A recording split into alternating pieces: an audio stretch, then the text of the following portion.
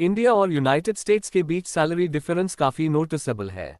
दोनों देश economic growth और जॉब अपॉर्चुनिटीज के लिए जाने जाते हैं, लेकिन एवरेज इनकम लेवल में बहुत बड़ा गैप देखने को मिलता है। यूनाइटेड स्टेट्स एक डेवलप्ड कंट्री है जहां पर कैपिटल इनकम और मिनिमम वेज दोनों हाई इंडिया से काफी ज्यादा हैं। इंडिया में एवरेज एनुअल सैलरी लगभग 4 to 6 लाख INR के बीच होती है, जो सेक्टर और सिटी पर डिपेंड करती है। मेट्रो सिटीज जैसे मुंबई, दिल्ली और बेंगलोर में सैलरी कंपैरेटिवली ज्यादा होती है, स्पेशली इट और कॉर्पोरेट सेक्टर्स में। लेकिन रूरल एरियाज में इनकम लेवल अभी भी काफी कम है।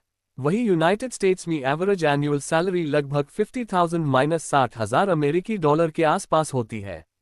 अगर हम डायरेक्ट कन्वर्शन करें तो ये इंडियन रुपीज में बहुत बड़ा अमाउंट लगता है।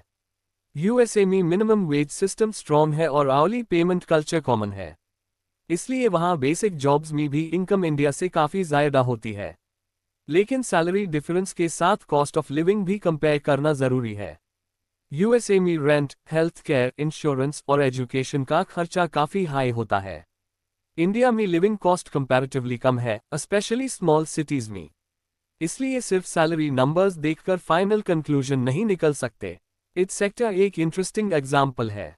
इंडिया के सॉफ्टवेयर इंजीनियर्स का average package 6-15 lakh Indian rupees होता है, जबकि यूएसए में सेम रोल के लिए 80,000 - 1,20,000 अमेरिकी डॉलर तक मिल सकता है।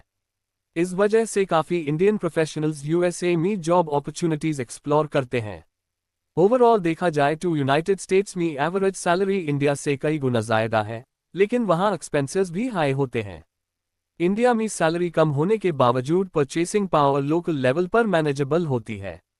दोनों कंट्रीज अपने इकोनॉमिक स्ट्रक्चर और लाइफस्टाइल के हिसाब से अलग सैलरी सिस्टम फॉलो करती हैं।